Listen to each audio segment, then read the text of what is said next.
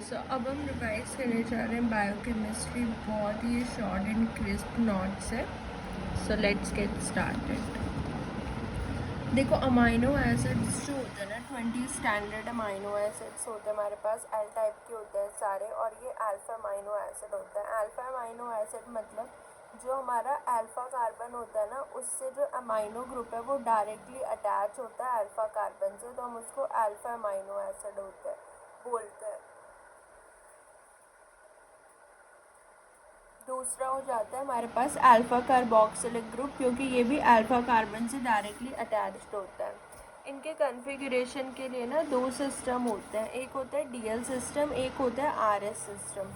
DL system में हम इनको ऐसे डिफाइन करते हैं कि अगर अमाइनो ग्रुप लेफ्ट में है तो वो एल अमाइनो एसिड है, अमाइनो ग्रुप राइट में है तो वो डी अमाइनो एसिड है।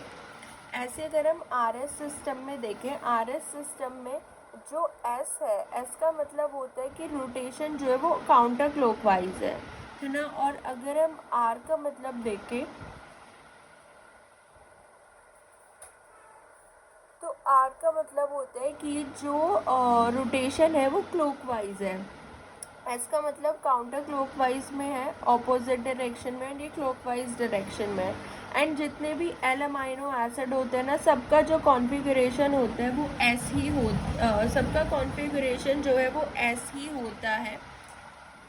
हैव दिस कॉन्फ़िगरेशन एफ ऐसी होता है कॉन्फ़िगरेशन, सिर्फ और सिर्फ सिस्टीन को छोड़ के, क्योंकि एल सिस्टीन जो होता है ना उसका कॉन्फ़िगरेशन आर होता है, क्योंकि उसके अंदर सल्फ़र प्रेजेंट होता है ना in the side chain.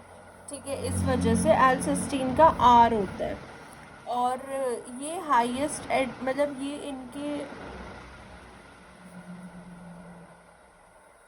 Atomic number के हिसाब से दिए हुए हैं। इनका जो डिक्रीजिंग ऑर्डर है, सबसे ज़्यादा एस एच का होता है, then O H, then N H two, then C O H, then C H two O H, then C H three, and then H. तो low atomic number here and highest atomic number here. ठीक है, ये ऐसे होता है। सो जैसे ये हम एलिनीन की बात करें, इसका अगर हम एस कन्फिगरेशन देखें, इस साइड होता है एस कन्फिगरेशन काउंटर क्लॉकवाइज। पहले हम जो पहला इसमें एटम होता है ना उसका देखते हैं कि कार्बन के साथ नाइट्रोजन है यहाँ पे, है ना। तो एन का एटॉमिक नंबर 7 हुआ। ऐसे इसका देखेंगे 6 हो, इसका भी 6 हो। फिर हम दूसरे वाला देखते हैं, अगर सेम आ जाता है तो इसका तो 1 हुआ हाइड्रोजन का, एंड ऑक्सीजन का 8 हुआ। तो ऑक्सीजन का ज़्यादा है तो वो इस तरफ जाएगा, यानी कि 1 से हम 2 की तरफ जाएंगे, इस तरफ जाएगा। और इस तरीके से इनका क्या हो जाता है, कॉन्फ़िगरेशन हो जाता है। ठीक है, तो 1 से जाएगा देन 2 की तरफ, तो इसलिए हम इस साइड मूव करेंगे। तो ये होता है counter clockwise S configuration. Highest atomic number को हम 1 कंसिडर करेंगे, एंड अगर सेम एटॉमिक नंबर है तो हम सेकेंड एटम को कंसिडर करेंगे। फिर जो उसमें हाईएस्ट एटॉमिक नंबर होगा उसको हम 2 कंसिडर करेंगे। एनेंशियोमर्स क्या होता है ना, they are non superimposable mirror images of each other. Mirror images होते हैं, जैसे डी और एल आइसोमर हो गए, ये एक दूसरे के मिरर इमेजेस है, बट हम इनको सुपर इम्पोज नहीं कर सकते, non super impossible.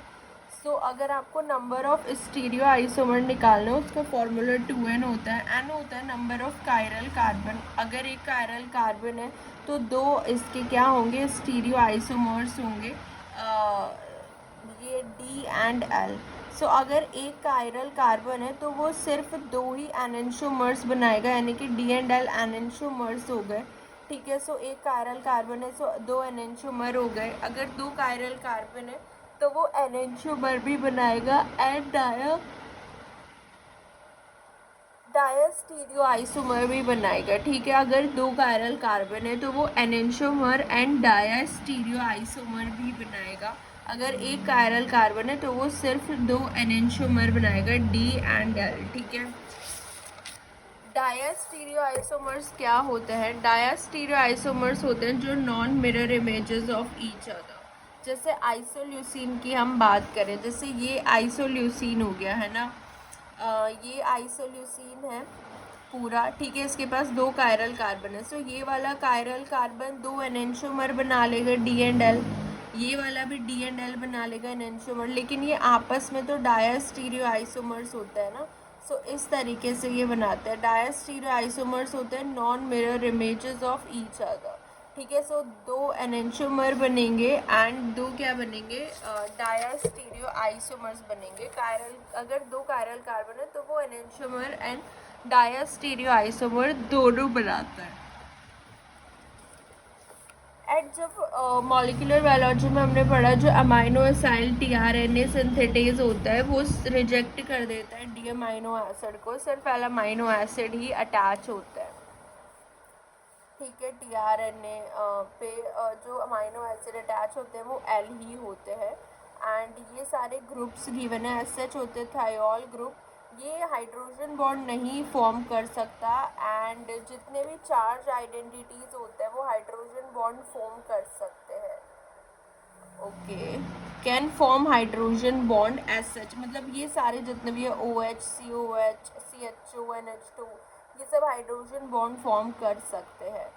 Amino acids जो होते हैं वो वाटर में सॉल्युबल होते हैं, सिर्फ साइड चेन के बेसिस पे हम इनको डिफाइन करते हैं कि हाइड्रोफोबिक है, क्योंकि उनकी साइड चेन हाइड्रोफोबिक होती है।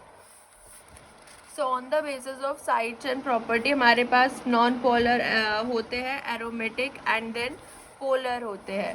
पोलर में भी हमारे पास कुछ पॉजिटिवली एंड नेगेटिवली चार्ज होते हैं। नॉन पोलर में हमारे पास हम गैपविल एम के नाम से याद रखेंगे नॉन पोलर में। एंड जैसे फिनाइल एलिनीन भी आ जाता है इसमें नॉन पोलर, और इसको हम एलिफेटिक बोलते हैं, that is glycine, alanine, proline, valine, isoleucine, leucine and methionine. And aromatic में wife, WYF, that is tryptophan, tyrosine, phenylalanine. Then polar में अनचार्ज जो होते हैं, uncharged, positively charged and negatively charged. Uncharged हो जाते हैं हमारे पास CSN-QT, that is cysteine, serine, and से होता है हमारा एस्पेरेजिन, ग्लूटामीन एंड थ्रियोनिन आ जाते हैं। Serine, threonine, asparagine, glutamine and cysteine. ऐसे ही पॉलर में हमारे पास HR के आ जाते हैं पॉजिटिवली चार्ज में, यानी कि histidine, arginine and lysine. And negatively charge में DE, that is aspartate and glutamate. तो ये इस तरीके से हम इनको क्या करते हैं, डिफाइन करते हैं। ग्लाइसिन में सिर्फ H होता है, ग्लाइसिन स्मॉलेस्ट अमाइनो एसिड होता है, कोई DL आइसोमर नहीं फॉर्म करता, सारे सेकेंडरी स्ट्रक्चर में पार्टिसिपेट करते हैं, फ्लेक्सिबिलिटी इसकी हाई होती है। लार्जेस्ट अलाउड एरिया होते हैं रामचंद्रन प्लॉट में, फाई और साई वैल्यू इसकी वैरी कर सकती है। हाई अमाउंट ऑफ ग्लाइसिन अगर होगा तो वो डिस्टेबलाइज कर देता है अल्फा हेलिक्स को। एलेनिन एंड ग्लूटामिक एसिड जो होते हैं ना, इनकी एबिलिटी ज़्यादा होती है अल्फा हेलिक्स फॉर्म करने की, alanine and glutamic acid. Alanine की साइड चेन में सिर्फ CH3 होता है। एलेनिन जो होता है इसमें हाई प्रोबेबिलिटी होती है अल्फा हेलिक्स स्ट्रक्चर में होने के लिए। और सेल साइटोप्लाज्म में अगर हम देखें तो वाटर की कंसंट्रेशन जो होती है वो ज़्यादा होती है than protein concentration in our body. हाँ, सेल साइटोप्लाज्म में हम बात करते हैं। एलेनिन जो है वो अल्फा हेलिक्स स्ट्रक्चर में ज़्यादा देखने को मिलता है, ये बात याद रखनी है। अब हम बात करते हैं प्रोलीन की। प्रोलीन का स्ट्रक्चर देखो ऐसा होता है, ये अल्फा हमारा कार्बन हो गया, then CH2, then CH2, CH2, and then ये अमीन NH होता है यहाँ पे खाली, एंड ये 3 CH2 से पूरी ऐसे रिंग जैसा स्ट्रक्चर बन जाता है, इसलिए हम इसको इम्यूनो एसिड बोलते हैं। अल्फा इम्यूनो ग्रुप होता है ये, इसमें NH, रोटेशन इसका रेस्ट्रिक्टेड होता है क्योंकि इसमें अटैचमेंट है साइड चेन का to the alpha amino group, इसलिए रोटेशन इसका रेस्ट्रिक्टेड है। साइक्लिक अमाइनो एसिड होता है, alpha helix and beta sheet destroyer होता है। जैसे हमने ग्लाइसिन के बारे में देखा ना, तो ये क्या करता है, ये अगर ग्लाइसिन का हाई अमाउंट है अल्फा हेलिक्स को डिस्टेबलाइज कर देगा। प्रोलीन डिस्ट्रॉय कर देता है अल्फा हेलिक्स और बीटा शीट को।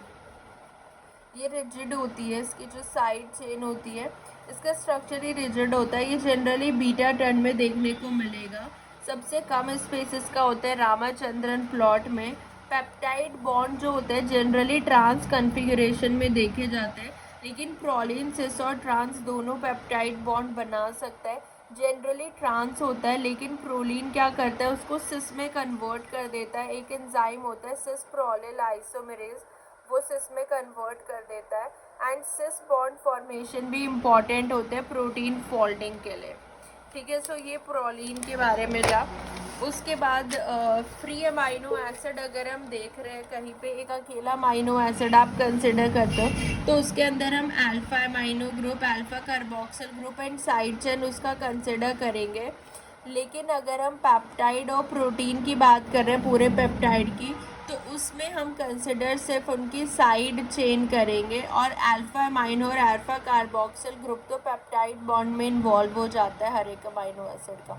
सिर्फ जो एन और सी टर्मिनल पे रहता है उस पे हम ध्यान देते हैं।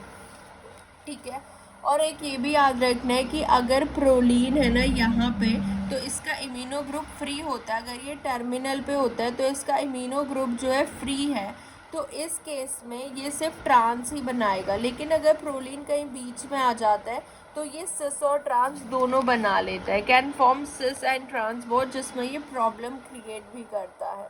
ग्लाइसिन डिस्टेबलाइज करता है, प्रोलीन डिस्ट्रॉय करता है। अगर प्रोलीन का अमाइनो ग्रुप फ्री है तो वो इम्यूनो ग्रुप फ्री है तो वो सिर्फ ट्रांस बनाएगा, बट अगर वो इन्वॉल्व है तो वो सिस एंड ट्रांस दोनों बनाएगा। और एलेनिन जो है, अगर वो ग्लाइसिन से हम रिप्लेस कर दें अल्फ़ा हेलिक्स में, तो अल्फ़ा हेलिक्स का स्ट्रक्चर कम हो जाएगा, क्योंकि एलेनिन तो बढ़ाता है अल्फ़ा हेलिक्स के स्ट्रक्चर को, एंड रैंडम कॉइल स्ट्रक्चर बढ़ जाएगा। सेम अगर हम प्रोटीन को डीनेचर कर देते हैं। ठीक है, तो हमारे पास होता है वैलिन, ल्यूसीन एंड हम आइसोल्यूसिन के बारे में देखते हैं। वैलिन जो होता है, इसमें ये ब्रांच्ड साइड चेन देखने को मिलती है, 2 CH3 ऐसे वी जैसा स्ट्रक्चर होता है। देन ल्यूसीन में अगेन ऐसा वैलिन का स्ट्रक्चर लगा के ऊपर CH2 लगा दो, CH3 एंड देन CH2, तो ये थोड़ा बल्कि हो जाता है। आइसोल्यूसिन होता है ऐसे, अगेन CH3 यहाँ लगा दो, CH2 एंड CH3 होता है आइसोल्यूसिन। इसके अंदर 2 कायरल कार्बन होते हैं, एनेंटियोमर एंड डायस्टीरियोआइसोमर दोनों बनाएगा। मिथियोनिन में ये यहाँ पे सल्फर ग्रुप होता है, सल्फर प्रेजेंट होता है, CH2CH2S एंड देन CH3, थायो ईथर ग्रुप बोलते हैं इसको। प्लांट के लिए भी मिथियोनिन एसेंशियल अमाइनो एसिड होता है। एसएच साइट इसकी फ्री नहीं होती, तो इसलिए ये डाइसल्फाइड बॉन्ड नहीं बना सकता। इसको हम थायो ईथर ग्रुप भी बोलते हैं। तो CH2CH2S एंड देन CH3। अगर हम देखें नॉन पोलर अमाइनो एसिड को आप कैसे याद रखोगे, नॉन पोलर थे ये सारे जितने भी हमने देखे, गैपविल करके and M methionine, they are non polar. अब इसमें से अगर आपको असेंशियल अमाइनो एसिड याद रखने, वो हम कैसे याद रखेंगे, विल ऐसे याद रख सकते हो, विल व्हाट द फक, इस तरीके से आप याद रख सकते हो, VIL WTF and then KHM। ठीक है, KTM याद रख सकते हो ना, KTM, तो ऐसे KHM याद रख लो बस, will what the fuck KHM। So will, valine, isoleucine, leucine, then tryptophan, threonine, phenylalanine and KHM that is lysine हो गया, H से हिस्टिडीन एंड M से मिथियोनिन। सो ये असेंशियल अमाइनो एसिड याद रख लो, बाकी जितने भी बचे वो सारे नॉन असेंशियल अमाइनो एसिड हो गए। ठीक है, असेंशियल अमाइनो एसिड जो हमें बाहर से लेने की ज़रूरत पड़ती है, यानी कि जो असेंशियल है हमारी बॉडी में, ये नहीं इतने सिंथेसाइज होते हैं, इनको बाहर से लेने की ज़रूरत है। उसके बाद हमारे पास आ जाते हैं अनचार्ज। अनचार्ज में हमने देखा कि हमारे पास सीरीन है। सीरीन का स्ट्रक्चर तो सिंपल है, CH2OH हो गया। ये O linked glycosylation Golgi body में जो होता है वो इसमें ही होता है। एंड ऑल्सो फॉस्फोराइलेशन भी होता है। ऑल लिंक्ड अमाइनो एसिड जो होता है it attached with sugar via oxygen, oxygen के थ्रू शुगर अटैच्ड होती है। All linked glycosylation. थ्रियोनिन पे जो है जो हमने देखा था, जब एन लिंक्ड ग्लाइकोसाइलेशन होती है तो थ्रियोनिन जो होता है उस पूरे में क्योंकि वो पूरा एक सीक्वेंस होता है जिसमें थ्रियोनिन पे पूरा वो कार्बोहाइड्रेट अटैच्ड होता है। सो थ्रियोनिन जो होता है ये अनलिंक्ड ग्लाइकोसाइलेशन होता है यहाँ पे। एनलिंक्ड ग्लाइकोसाइलेशन, थ्रियोनीन में भी कायरल कार्बन होते हैं 2, तो ये भी एनेंटियोमर एंड डायस्टीरियो आइसोमर बना सकता है, ठीक है। थ्रियोनीन का स्ट्रक्चर होता है CH then CH3H and then OH, so 2 chiral carbon इसमें हो जाते हैं। अब हम सिस्टीन की बात करते हैं। सिस्टीन का ये जो थायोल ग्रुप होता है, सल्फोहाइड्रल ग्रुप जो होता है, ये फ्री है, तो ये डाइसल्फाइड बॉन्ड बना सकता है। सिस्टीन में CH2SH होता है एंड सीरीन में CH2OH होता है। तो सिस्टीन की अगर हम बात करें तो इसके अंदर जो होता है ना, ये जो SH ग्रुप है, दोनों के जो SH है, 2 सिस्टीन आपस में आते हैं एंड इनका ऑक्सीडेशन हो जाता है, यानी कि रिमूवल हो जाएगा इनका H का यहाँ से, तो ये डाइसल्फाइड बॉन्ड बन जाता है, ऑक्सीडाइजिंग एनवायरनमेंट में बनता है, इसलिए ये हमें ER में देखने को मिलता है, ना कि साइटोसोल में आपको कोई भी ऐसा प्रोटीन नहीं मिलता जिसमें डाइसल्फाइड बॉन्ड हो, क्योंकि साइटोसोल का एनवायरनमेंट रिड्यूसिंग होता है। जो गोल्जी उसका ER का जो होता है वहाँ ऑक्सीडाइजिंग एनवायरनमेंट होता है, तो इसलिए इसका डाइसल्फाइड बॉन्ड बन जाता है, इसको सिस्टीन बोलते हैं। TEINE यहाँ पे है and TINE। Structure of cysteine मतलब दो सिस्टीन अगर अटैच्ड हैं डाइसल्फाइड बॉन्ड से। सो कर्ली, जिन लोगों के कर्ली बाल होते हैं ना, उनमें कैरेटिन प्रोटीन जो होता है उसके अंदर सिस्टीन ज़्यादा होते हैं, तो इसलिए डाइसल्फाइड बॉन्ड ज़्यादा होता है। डाइसल्फाइड बॉन्ड को हम तोड़ सकते हैं, ये सारे रिड्यूसिंग एजेंट ही होते हैं, beta mercaptoethanol, dithiothreitol, these are reducing agent. Reducing agent मतलब क्या होते हैं, ये उसको डाइसल्फाइड बॉन्ड को ब्रेक कर सकते हैं, यानी कि उनको हाइड्रोजन प्रोवाइड करते हैं, ठीक है। ये होते हैं रिड्यूसिंग एजेंट, जो दूसरे को रिड्यूस कर दे। So beta mercaptoethanol, then dithiothreitol, tri carboxy ethyl phosphine, tri carboxy TSEP and reduced glutathione. अब हम आ जाते हैं एस्पेरेजीन पे।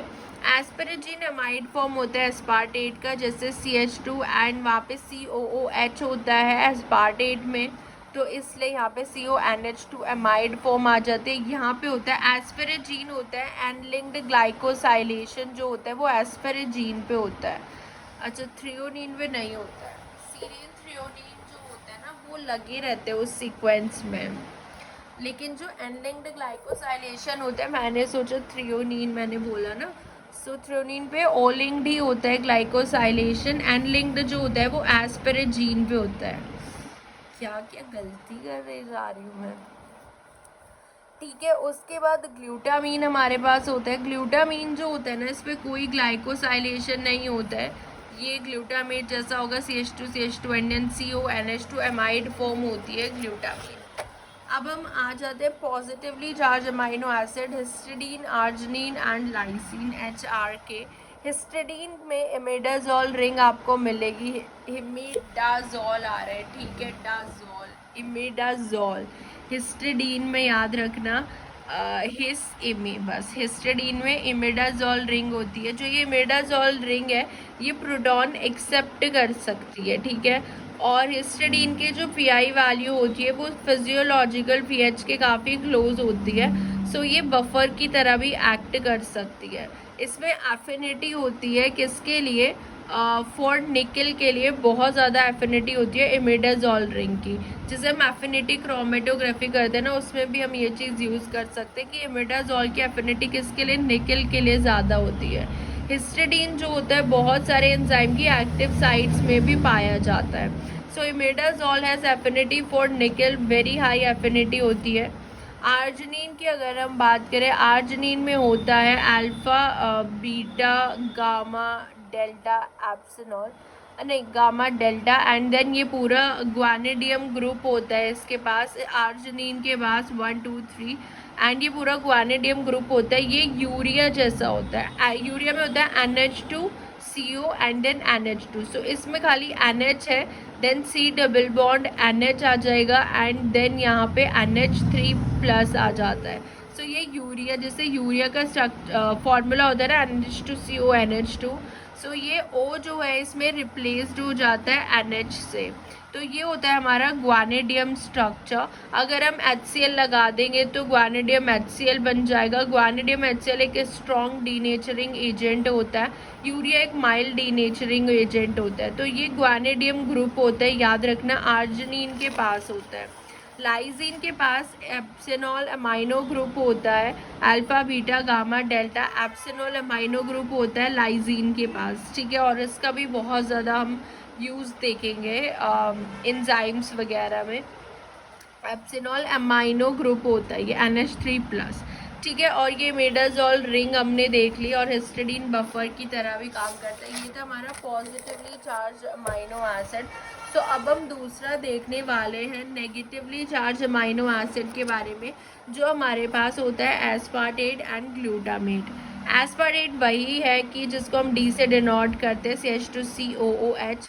अल्फा बीटा कार्बोक्सिलिक ग्रुप होता है, एंड इसमें गामा कार्बोक्सिलिक ग्रुप होता है। ग्लूटामेट G से गामा कार्बोक्सिलिक ग्रुप, ये याद रखना है।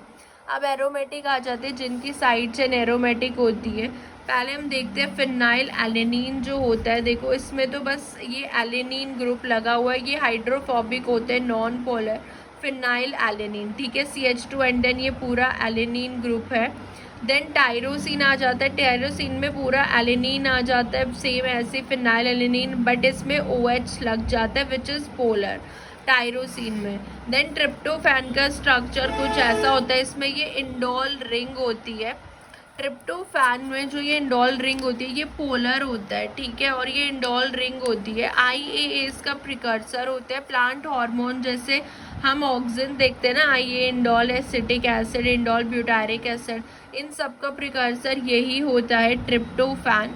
एंड बहुत ही ज़्यादा बिगर एंड बल्किएस्ट यही होता है ट्रिप्टोफैन। इसकी आप रिंग ही देखो, इतनी बड़ी है ट्रिप्टोफैन की, ठीक है। तो ये हो गया ट्रिप्टोफैन में क्या होता है, इंडोल रिंग होती है। अब कुछ चीज़ें जो है हमें याद रखनी पड़ेंगी इसमें, जैसे कार्बोक्सिल ग्रुप में जो प्रोटोनेटेड फॉर्म होती है वो ये होती है COH protonated form and NH3+, ये प्रोटोनेटेड फॉर्म होती है। लो pH पे दोनों जो है वो प्रोटॉन को डोनेट कर सकते हैं, यानी कि दोनों जो है एज अ एसिड बिहेव करेंगे। लो pH पे प्रोटोनेटेड फॉर्म होगी। हाई pH पे इनकी डीप्रोटोनेटेड फॉर्म हो जाती है, CO- हो जाएगा एंड NH2 हो जाएगा। This is deprotonated form at high pH। दोनों जो है वो प्रोटॉन को एक्सेप्ट कर सकते हैं and act as a base. So high pH पे एज अ बेस की तरह बिहेव करेंगे, ठीक है, क्योंकि प्रोटॉन डोनर एसिड होता है, ठीक है। और प्रोटीन की मैक्सिमम एब्जॉर्बेंस 280 नैनोमीटर पे होती है, क्योंकि एरोमेटिक अमाइनो एसिड की प्रेजेंस में। अगर एरोमेटिक नहीं है तो ये 230 पे शो करेगा, वो भी पेप्टाइड बॉन्ड की वजह से। एब्जॉर्ब करते हैं 180 से 230 के बीच में। सो ये अगर 230 में देख रहे हो तो ये पेप्टाइड बॉन्ड की वजह से आ रही है, एंड 280 एरोमेटिक अमाइनो एसिड की वजह से आ रही है। एरोमेटिक में भी अगर आप देखोगे तो ट्रिप्टोफैन 4 टाइम ज़्यादा एब्जॉर्ब करता है टायरोसिन से। देन फिनाइल एलेनिन एब्जॉर्ब करता है बहुत कम 280 पे, इसका मैक्सिमम 253 पे ये एब्जॉर्ब करता है फिनाइल एलेनिन, ठीक है। इंट्रिंसिक फ्लोरेसेंस यही होता है कि जो लाइट एमिट होती है, जब कोई भी कंपाउंड एक्साइट होता है लाइट एमिट करता है, उसको हम फ्लोरेसेंस ही बोलते हैं। और प्रोटीन में ये एरोमेटिक अमाइनो एसिड की वजह से होता है।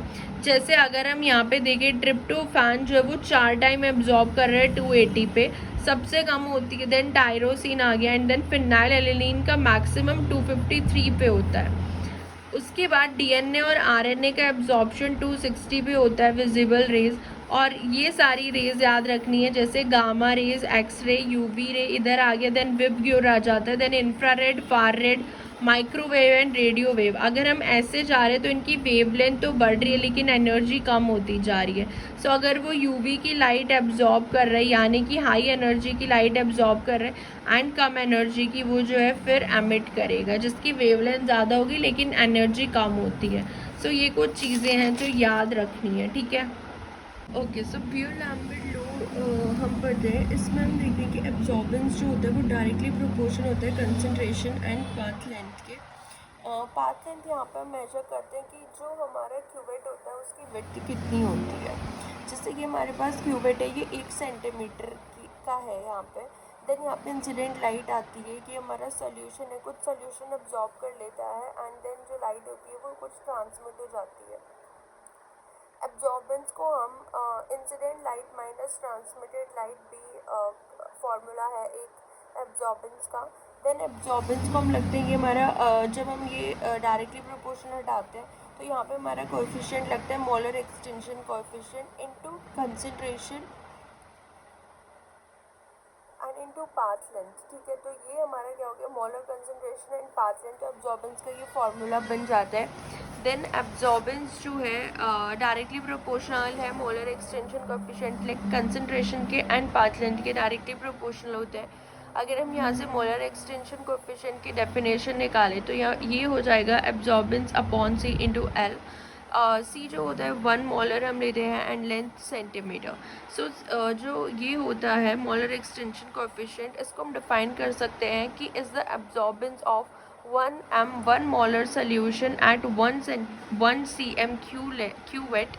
जब हमारा क्यूवेट 1 सेंटीमीटर का हो एंड एब्जॉर्बेंस हमारी 1 मोलर सोल्यूशन के अंदर हो रही हो, क्यूवेट की बात क्यूवेट जो है हमारा कितना हो 1 सेंटीमीटर हो एट ए स्पेसिफिक वेवलेंथ, तो उसको हम डिफाइन कर सकते हैं molar extension coefficient is the absorbance of 1 molar solution at 1 centimetre cuvette path length at a specific wavelength. ठीक है, तो ये हमारा मोलर एक्सटेंशन कोएफिशिएंट हो गया। एब्जॉर्बेंस के कोई यूनिट नहीं होती, सी की यूनिट मोलर हो गई, एल की सेंटीमीटर हो गई। सो पर मोलर हो गया एंड पर सेंटीमीटर हो गया, ये इसकी क्या हो गई SI unit. So molar concentration अगर हमें यहाँ से निकालना है, सो मोलर कंसंट्रेशन का फॉर्मूला होता है वेट ग्राम में कितना गिवन है अपॉन मॉलिक्यूलर वेट डेल्टन में एंड इनटू वॉल्यूम लीटर में।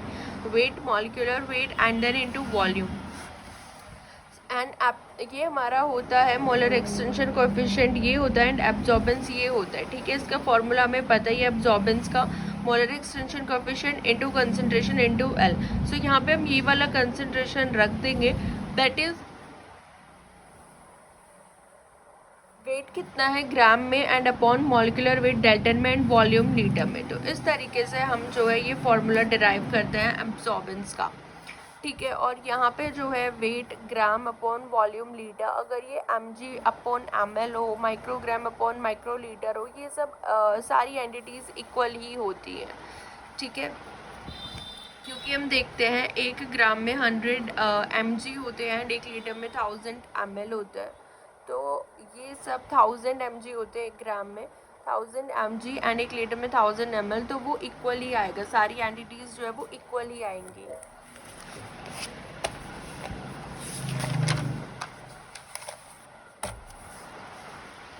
अब हम देखते हैं कि हम प्रोटीन्स पे उस पे अमाइनो एसिड पे हम पेप्टाइड और प्रोटीन पे चार्ज कैलकुलेशन कैसे करते हैं। देखो पीएच, एक पीएच का फॉर्मूला याद रखना है minus log and H positive, यानी कि हाइड्रोजन आयन की कंसंट्रेशन। पीकेए जो होता है ना, पीकेए ये भी पीएच वैल्यू ही होती है, जहाँ पे हमारे आयनाइजेबल ग्रुप 50% प्रोटोनेटेड रहते हैं एंड 50% डीप्रोटोनेटेड रहते हैं। पीकेए जो होता है ये आयनाइजेबल ग्रुप को हम लेके करते हैं। आयनाइजेबल ग्रुप वो ग्रुप होते हैं जो प्रोटॉन इलेक्ट्रॉन को या तो डोनेट कर सकते हैं या एक्सेप्ट कर सकते हैं। सो पीके वो पीएच वैल्यू होती है जहाँ पे आयनाइजेबल ग्रुप हमारा या तो 50% प्रोटोनेटेड होता है या 50% डीप्रोटोनेटेड होता है। सो पीएच जो होता है ना, हमेशा आपको एक्वस सोल्यूशन का ही पीएच हमें देखने को मिलता है। एंड अगर आप पीआई देखोगे ये भी पीएच वैल्यू ही है, ये वो पीएच वैल्यू होती है जहाँ पे पूरे मॉलिक्यूल का जो नेट चार्ज होता है वो ज़ीरो होता है, ये पूरे मॉलिक्यूल की होती है पीआई वैल्यू। एंड पीके सिर्फ आयनाइजेबल ग्रुप का होता है। जैसे कि अमाइनो एसिड है, ठीक है, ये भी आयनाइजेबल ग्रुप है, ये भी आयनाइजेबल ग्रुप है, तो इसका भी pKa होगा, इसका भी pKa वैल्यू होगा आयनाइजेबल ग्रुप का। लेकिन इस पूरे मॉलिक्यूल की pI वैल्यू होती है ऑफ द होल मॉलिक्यूल, ठीक है, जहाँ पे इसका नेट चार्ज 0 आता है। अगर एक ही आयनाइजेबल ग्रुप है तो मतलब उसका कोई pI नहीं होगा, सिर्फ pKa वैल्यू ही होगा। बस अब आपको ये कॉन्सेप्ट याद रखना है कि अगर pH कम होता है pKa से तो वो प्रोटोनेटेड होगा। सो pH कम है तो प्रोटोनेटेड फॉर्म में होगा अमाइनो भी एंड कार्बोक्सिलिक भी। pH ज़्यादा है तो डिप्रोटोनेटेड फॉर्म में होगा एंड pH pKa के इक्वल होगा तो 50% प्रोटोनेटेड एंड 50% डिप्रोटोनेटेड होगा। अब यहाँ पे ये जो हमारा अल्फा अमाइनो ग्रुप होता है NH3+, इसका जो इसको हम pKa2 से डिनोट करते हैं। इसका pKa2 जो होता है वो 8.8 to 9.8 होता है। एंड जो कार्बोक्सिल ग्रुप होता है इसका pKa1 जो होता है वो इसको pKa1 से डिनोट करते हैं एंड इसका pKa1 होता है 1.8 to 2.4। ठीक है, उसके बाद कुछ जो ग्रुप होते हैं आयनाइजेबल ग्रुप, उनको हम pKa से डिनोट करते हैं आयनाइजेबल ग्रुप। उनका pKa कितना होगा, जैसे एस्पार्टेट का 3.65D, ग्लूटामेट का 4.25, हिस्टिडीन का 6 होता है, लाइजीन का 10.5, आर्जिनिन का 12.5, सबसे ज़्यादा आर्जिनिन का 12.5। ऐसे सिस्टीन और टायरोसिन का भी हम ले लेते हैं। सिस्टीन का 8.8 होता है ना, और ये प्रोटोनेटेड फॉर्म हो जाती है सिस्टीन की and SH S minus deprotonated form. ऐसे टायरोसिन जो होता है OH प्रोटोनेटेड फॉर्म हो जाती है। 10.35 इसका pKa होता है टायरोसिन का, और डिप्रोटोनेटेड O माइनस हो जाती है। ठीक है, तो ये हमने देख लिया है इन सब के जो pKa वैल्यू क्या होती है। pKa वैल्यू क्या होती है, वो pH होता है pKa वैल्यू जहाँ पे जो आयनाइजेबल ग्रुप है वो 50% प्रोटोनेटेड है एंड 50% डिप्रोटोनेटेड है, वो होता है pKa वैल्यू। अब चलो यहाँ पे एक क्वेश्चन करके देखते हैं। जैसे हमें एक pH दे दिया है 1.5, हमें चार्ज निकालना है ग्लूटामिक एसिड पे कितना चार्ज है। सो ये आप अमाइनो एसिड ले लो। ग्लूटामिक एसिड हमें पता है बीटा कार्बोक्सिल ग्रुप होता है उसके पास COOH, तो 3 आयनाइजेबल ग्रुप हो गए। तीनों की pK वैल्यू लिख दो, 8.8 to 9.8, 1.8 to 2.4 and glutamic acid की होती है 4.25। अब pH देखो 1.5। हमने क्या रूल याद किया था कि अगर pH ज़्यादा है तो वो प्रोटोनेटेड होगा, pH ज़्यादा पे प्रोटोनेटेड होगा। यही रूल तो हमने याद किया था कि pH कम पे प्रोटोनेटेड होगा। अगर pH कम है तो वो प्रोटोनेटेड होगा, ये रूल हमने याद किया था। तो यहाँ पे pH कंपेयर करो, ये pH कम है ना, तो ये वाला ग्रुप तो प्रोटोनेटेड फॉर्म में ही रहेगा। प्रोटोनेटेड मतलब प्लस चार्ज ये रहेगा, NH3+ जो है ये इसका प्रोटोनेटेड फॉर्म है। ऐसे अगर हम ये वाला देखें तो COOH जो है इसमें भी देखो ये जो COOH है ये भी क्या है, इसका भी pH कम है तो ये भी प्रोटोनेटेड फॉर्म में ही रहने वाला है। COOH की प्रोटोनेटेड फॉर्म ये होती है, इससे भी pH कम है तो ये भी प्रोटोनेटेड फॉर्म में रहेगा COOH। ठीक है, तो यानी कि अगर हम चार्ज देखें इस पे +1 का चार्ज होगा, क्योंकि ये कोई चार्ज नहीं दे रहा, ये कोई चार्ज नहीं दे रहा, तो +1 चार्ज आ जाएगा इस अमाइनो एसिड पे, इस pH पे। तो इस तरीके से हम चार्ज निकालते हैं। अगर हमारे पास pH और pKa इक्वल होती है, जैसे हिस्टिडीन का 6 एंड 6 ही pH दे दिया, सो हम दोनों केस में निकालेंगे 50% प्रोटोनेटेड एंड 50% डिप्रोटोनेटेड। सो पहले NH3 का देखो, यहाँ का pH और pH 6 है एंड इसका pK कितना है, तो pH क्या है, कम है। कम pH पे ये प्रोटोनेटेड फॉर्म में रहने वाला है एंड इसका pH ज़्यादा है तो ये डिप्रोटोनेटेड फॉर्म में रहेगा, तो यानी कि प्लस माइनस तो कैंसिल ही हो जाएगा। अब इसका हम 50% प्रोटोनेटेड ले रहे हैं, यानी कि +1 चार्ज ले रहे हैं एंड 50% डिप्रोटोनेटेड ले रहे हैं 0 चार्ज, तो +1 + 0 करके हम अपॉन 2 निकालेंगे तो 0.5 चार्ज आ जाता है हिस्टिडीन पे। ठीक है, अगर pH और pK इक्वल हो तो हम ऐसे निकालते हैं, 50% प्रोटोनेटेड निकालेंगे एंड 50% डिप्रोटोनेटेड निकालेंगे। इस तरीके से हम अमाइनो एसिड पे क्या कर सकते हैं, चार्ज को क्या कर सकते हैं, कैलकुलेट कर सकते हैं। ठीक है,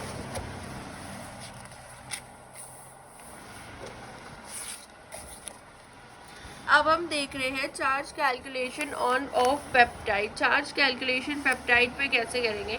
जैसे ये पूरा एक पेप्टाइड हमें गिवन है, सबसे पहले तो जो हमारे जो ये होते हैं कॉर्नर में अमाइनो ग्रुप एंड एप्सिनॉल ग्रुप, इनका पीके लिख लो। अब आप देखो इस वाले जो पेप्टाइड है इनमें किस किस के पास आयनाइजेबल ग्रुप है। लाइजीन के पास है NH3 पॉजिटिवली चार्ज होता है, एलेनिन के पास नहीं होता, proline, isoleucine, leucine, methionine, alanine, serine, then alanine again, and asparagine के पास भी नहीं होता, एंड डी होता है हमारे पास, that is glutamate aspartate, sorry D aspartate के पास होता है ये COH। तो जिनके पास जो ग्रुप है अब हमने उसका भी पीके लिख लिया, इनमें से जिन जिन के पास है। अब हमें ये देखना है कि इनमें से सारे अगर हम देखें ये भी pH 1 पे इन्होंने दे दिए, pH 1 पे निकालना है। सो pH 1 इससे अगर हम कंपेयर करें pH कम है तो प्रोटोनेटेड फॉर्म में होगा, pH कम है प्रोटोनेटेड फॉर्म में होगा, pH कम है प्रोटोनेटेड फॉर्म में होगा, pH कम है प्रोटोनेटेड फॉर्म में होगा। तो चार्ज देखो +1 दे रहा है, इनसे कोई चार्ज नहीं आ रहा क्योंकि प्रोटोनेटेड फॉर्म में, तो +2 चार्ज हो जाएगा। तो इस तरीके से हमने पूरे पेप्टाइड का भी चार्ज निकाल लिया, ठीक है। अब हम देखते हैं पीआई कैसे कैलकुलेट करते हैं। अब तक हम पीके के हिसाब से इनका चार्ज कैलकुलेट कर रहे थे, अब हम देखने वाले कि हम पीआई को कैसे कैलकुलेट करते हैं। फर्स्ट हम कैलकुलेट करेंगे कि कौन सा ग्रुप ज़्यादा है, पॉजिटिवली चार्ज ज़्यादा है या नेगेटिवली चार्ज ज़्यादा है। उसके बाद हम देखेंगे then which one is high pI in that range. हम देखेंगे कि कौन से वाला हाई है। अगर अमाइनो ग्रुप हाई है तो हम प्लस चार्ज को ऐड करेंगे, कार्बोक्सिल ग्रुप हाई है तो हम माइनस चार्ज को ऐड करेंगे, ठीक है। हमें फिर दो क्लोजेस्ट पीके वैल्यू चूज करनी है, उनको ऐड करना है एंड देन 2 से डिवाइड कर देना है। तो पीआई वैल्यू काफ़ी इजी होता है निकालना। जैसे ये हमें दे दिया, कोई पेप्टाइड दे दिया, ये अमाइनो ग्रुप हो गया methionine, then lysine, arginine, then aspartate दे दिया, एंड देन हमारे पास एलेनिन एंड कार्बोक्सिल ग्रुप आ गया। तो इनमें से देखो जिन जिन के पास ग्रुप है हमने उनके ग्रुप के पीके वैल्यू लिख लिए हैं। एस्पार्टेट के पास भी 3.65 होता है इसका, देन ये अमाइनो का लिख लिया, एंड कार्बोक्सिल का होता है 1.8 to 2.8। सो अगर हमें क्लोजेस्ट 2 पीके वैल्यू, तो आप इसमें देखो अमाइनो ग्रुप ज़्यादा है ना, सो अमाइनो ग्रुप ज़्यादा है। एंड अगर आप देखोगे कि क्लोजेस्ट 2 पीके वैल्यू अगर हम देखें 10.5 और 9.8 ज़्यादा क्लोज है, तो हम इनको ऐड करेंगे 9.8 एंड 10.5/2। तो इस तरीके से हम पीआई वैल्यू जो है वो कैलकुलेट कर सकते हैं। और एसिडिक वाले में जहाँ पे एसिडिक आता है माइनस चार्ज, तो वहाँ पे हम pKa लेते हैं, जो भी pKa है, प्लस pKa1 लेते हैं एसिडिक वाले में, ठीक है, और अपॉन 2 लेते हैं। pKa1 मतलब इसको लेते हैं, ये हमारा pKa1 होता है कार्बोक्सिल ग्रुप, इसका pK लेते हैं। एंड अगर प्लस आ रहा है तो हम pK2 लेंगे, pK2 हमारा ये होता है प्लस pKr/2। बस ये फॉर्मूला होता है।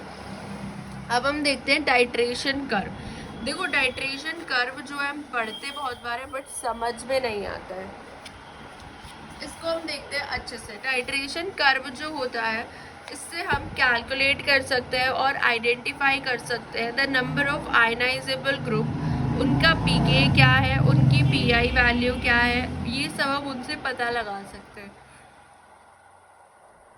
एंड टाइट्रेशन कर्व से ये सारी चीज़ें पता लगाई गई हैं। जैसे हमने वाटर है हमारे पास, उसमें हमने क्या लिया, प्योरीफाइड अमाइनो एसिड को डाल दिया।